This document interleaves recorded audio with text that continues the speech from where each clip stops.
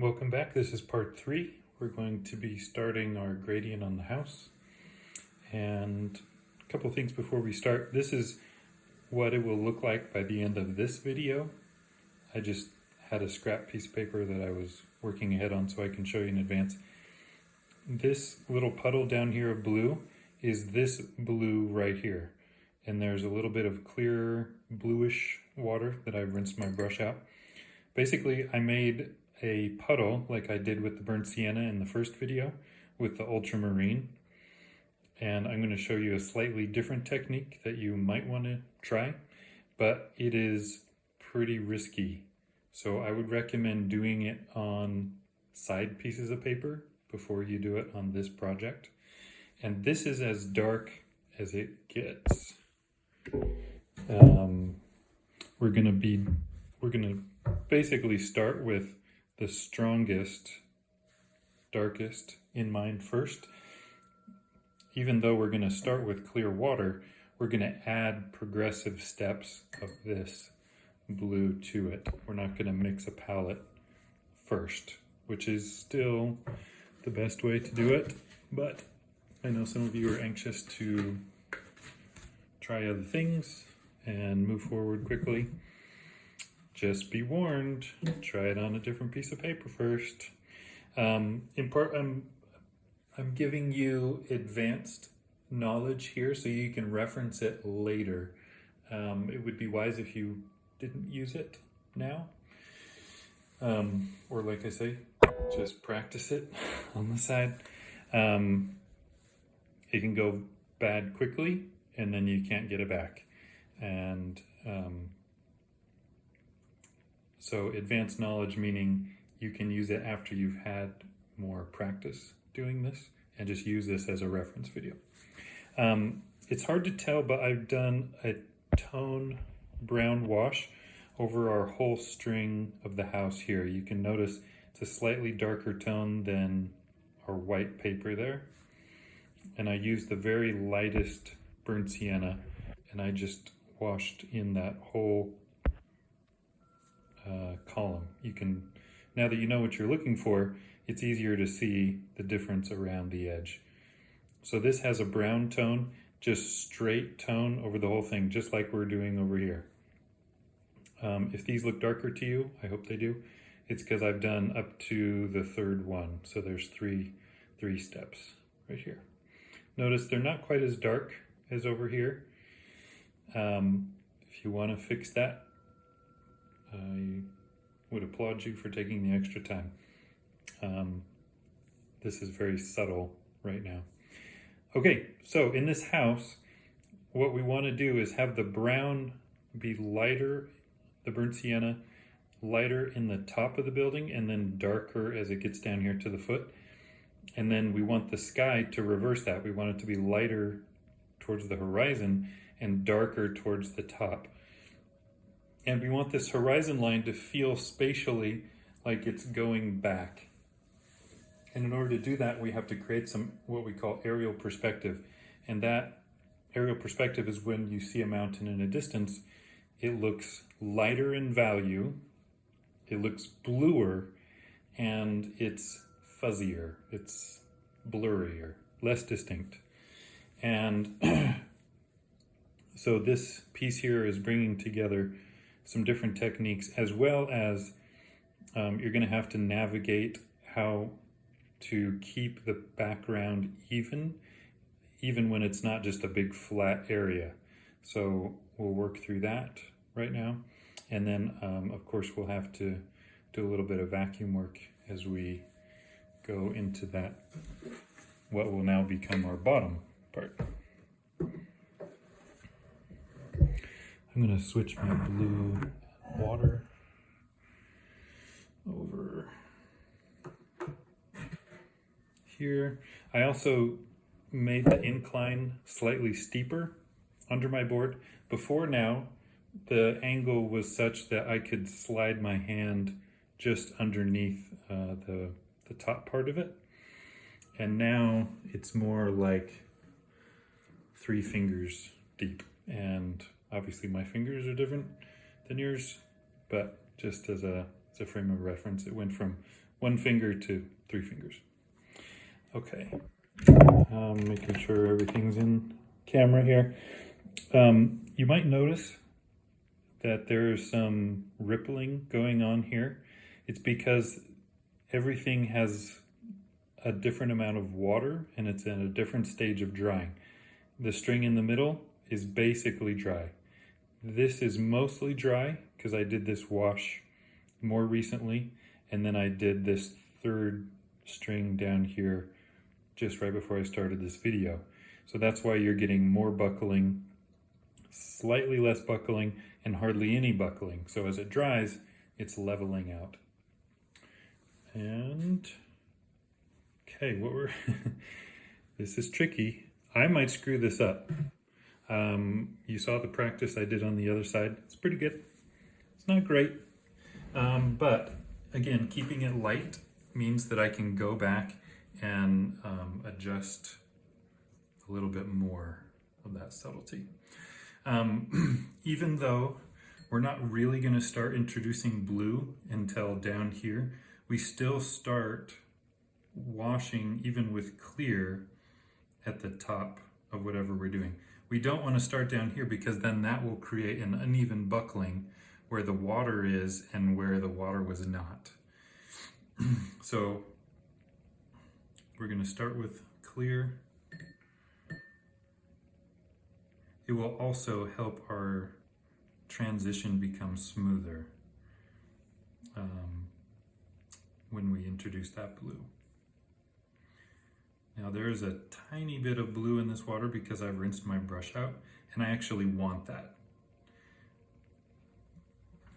I want to create a little darker value here, but I also want it, you'll see over time, this is going to get built up to darker here, but it's going to have a bluish undertone in the same way that when we look off into the horizon, things are getting bluer and lighter as they go along.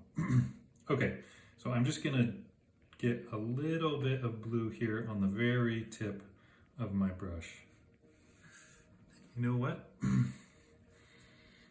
I almost made a boo-boo because I washed all the way through that foot right here. If I would have put blue down here, it would have bled over into that foot. So I'm going to very carefully, I'm not pressing because then I can roll the paper up in little balls. It'll basically peel off the top layer of the page. I don't know if you know, but watercolor paper is laid out almost like plywood. It has layers to it. So remember, I just barely dipped my brush in that blue. And then I'm going to go back and forth between these areas to help even them out. It was a little more concentrated on the right hand side. So now I want to bring some of that over to the left. I want some of this blue to be up here on the edge of the horizon. So I don't mind bringing that up a little bit. Oh, it's coming over into that foot. I'm gonna be real careful as I bring this bead down to steer away from that architecture. And it's light enough that when I go over with the burnt sienna, that it will get buried. I'm going to encourage the pigment to move past that opening so it doesn't want to spill out into that area. Okay, so this is where it gets a little different than when we already have a pre-made palette. I'm basically loading up some water in a bead, and just visually I'm going to check that the water is more or less even. I don't want a ton of water over here and just a little bit of water. Basically, I just want it to be as consistent as possible. I'm going to add a bit more this blue, and I'm going to eyeball it from what I have here.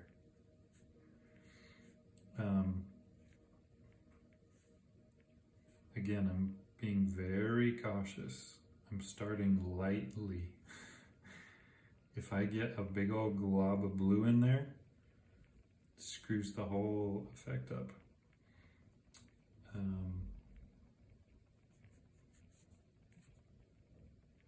I'm going a little higher here just to help even out our transition.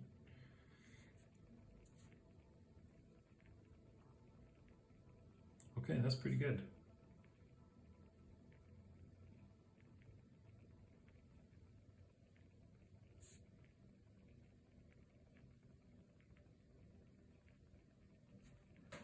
So we need a little bit more clear water, and then we'll get some more blue. I'm feeling good about myself at the moment, so that means I have to be real careful. I have to slow down and make sure I'm just doing a little bit. If I start feeling too good about myself, I get carried away.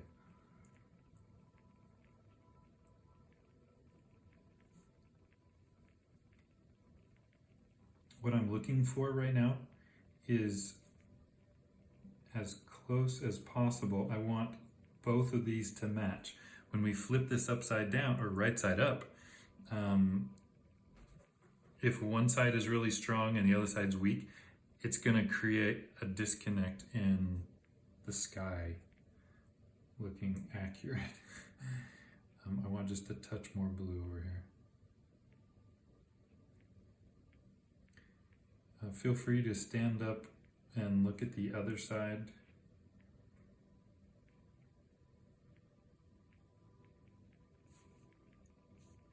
I just want to make sure before I leave to stand up, I want to make sure that there's nothing that's going to drip. I don't have any angle, big pressure. This is the most precarious thing, but it's pretty safe. And there's not enough water on there that it's likely to drip, and my angle isn't steep enough that it's going to want to push that. That's pretty good.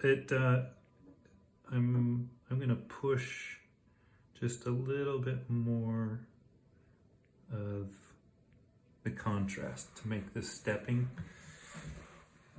a little bit more noticeable.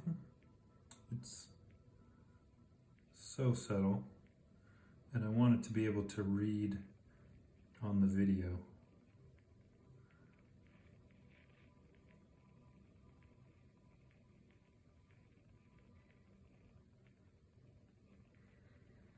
Evening out some of those areas. Remember, I'm not brushing like house paint. I'm just encouraging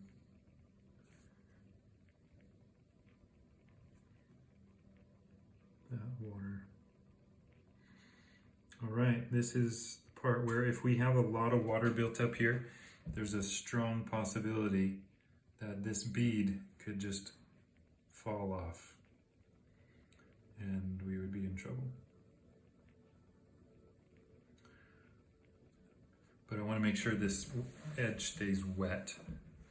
So what I'm going to do is dry off my brush. I'm going to do a little vacuum cleaner in that corner, sharpen it right up into that pointed edge, and then I'm going to bring that water over to the other side.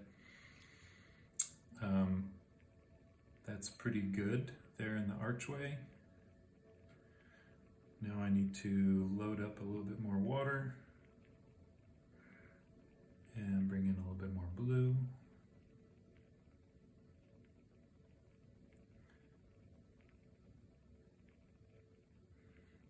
Now I don't have to worry about balancing both sides. My worry is just making it around that corner.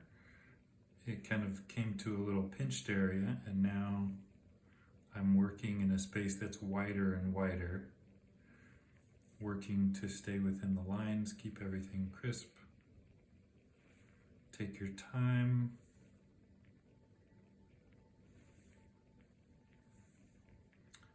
Add a little bit more. And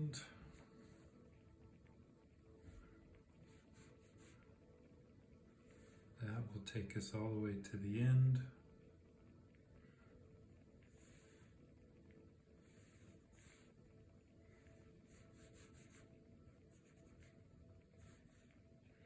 I don't have much of a puddle or a bead going on right now because I knew that I would have enough to get me to the finish line, and that means that I have less vacuuming to do at the end. So overall, this is a really nice subtle gradient. We can tell that the sky starts definitively right there, but our ground is still getting lighter and bluer as it goes. Depending on how far that space is, we would blur that line out more. Maybe we will if we do another pass. But I wanted you to see this for starters, because of course everything that you do with the sky after this, you're just repeating the same thing, more or less.